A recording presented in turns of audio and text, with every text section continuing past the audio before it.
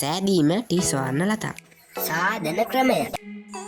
ඔබ පළමුව කළ යුත්තේ හිරකණයා මාළුවාගේ බඩ සුද්ධ කර බිත්තරගෙන මුරුංගා කොළ අමුමිරිස් කපාගෙන ලූණු ගෙඩියක් කපාගෙන කම්මිරිස් කුඩු ටිකක් දමා කොටාපු මිරිස් කුඩුත් දමා ලුණු වතුර ටිකක් දමා කෙසෙල් කොළයක් ගෙන පණ්ඩුවේ තබා ඊට උඩින් මේ බිත්තර දමා උඩින් මූඩියක් වසා ලිපේ තබන්න. ලිපේ තම්බාගෙන ඉවර වූ පසු අතුල්පතකට රැගෙන කපාගෙන අත් සමග ආහාරයට ගන්න පුළුවනි.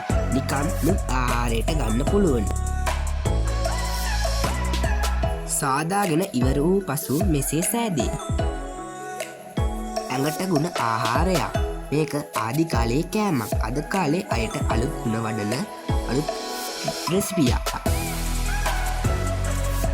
ඉතින් ඔයාලා මේ කෑම සාදලා බලන්න. හරිම රසගුණ කෑමක්.